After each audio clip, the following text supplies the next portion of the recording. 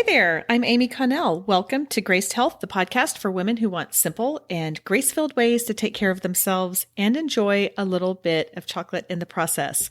I'm a certified personal trainer and nutrition coach who wants you to know your eating, movement, and body don't have to be perfect. You just need to be able to do what you are called to do. This is another Ask the Trainer session or episode where I answer questions you may have about your eating, movement, or how they work together in about 7-ish minutes. So today's question comes from a friend of mine, and she texted me and she said, okay, if I'm only going to stretch one time, is it better to do it before or after a workout? First of all, I loved the question, and I always welcome questions. And if you ever have one for Ask the Trainer, please head over to the Graced Health Community Facebook group. This will be in the show notes, and ask away because I love inspiration and I want to know what you guys want to know. But it's funny that she asked this because this was almost a whole chapter in my new book, Your Worthy Body, that comes out in November, that one of my editors said, you talk some about stretching and warming up, but you don't really tell us exactly what this is. And I thought, she is so right. And this deserves some time. So I'm going to go over this super high level, and I hope that you will buy the book and read the chapter. But anyway, when my friend talks about stretching, and I didn't clarify this with her, but I assume what she is asking is if I'm going to say stretch my hamstring and take it down and hold it for a while, is that better to do before or after? Now, before I answer this question, and I know this is so annoying, this is something that I do, but this is just what I'm doing anyway, I want to give you a little education about 4 different types of stretching that we can do really quickly. Number 1 is self-myofascial release. So this is your foam rolling. That is actually a form of stretching. Another form of stretching is dynamic stretching. If you walk into a fitness class and all of a sudden the coach is having you do some squats or maybe push-ups on your knees at a more modified level or side lunges, and you're thinking, I'm just now getting into the workout. I mean, like we're just jumping in. That is actually a type of stretching that's called dynamic stretching, which is just taking your muscles through the motions that you are going to be doing later in the workout when you're going to be challenging them a little bit more.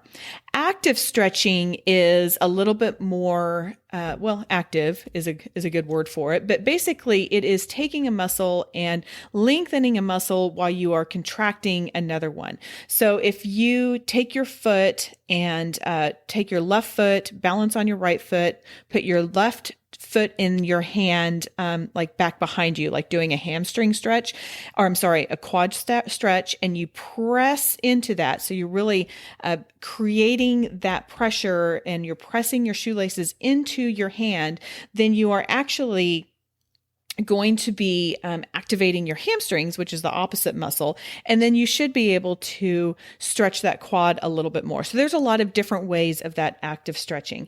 And then there's the static stretching. This is probably what you are thinking of when you think of stretching. And that is putting your foot, propping it up on something and folding over and holding it, or, maybe opening up your chest and really opening that and holding it.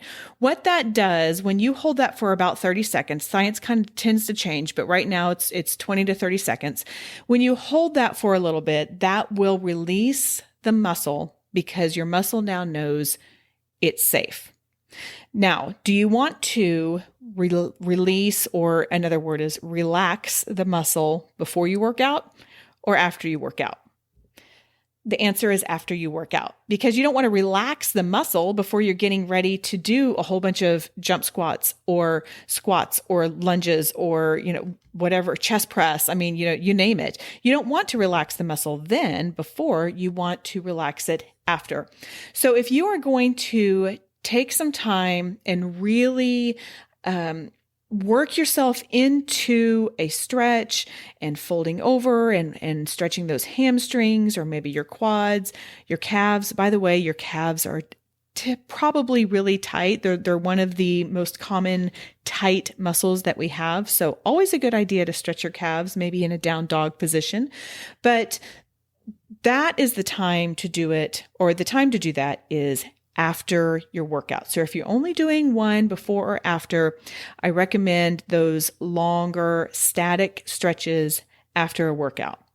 Just to be clear, that does not mean just jump straight into a workout. I do want you warming up. You can utilize some of that dynamic stretching and kind of mimicking the motions that you're going to be doing later at the beginning of a workout. So don't just start, please, for the love of God, don't just go out there and start sprinting or just start jump squatting. We are too old for that, you guys. We cannot handle it. Maybe we could do that when we were 20, not so much anymore.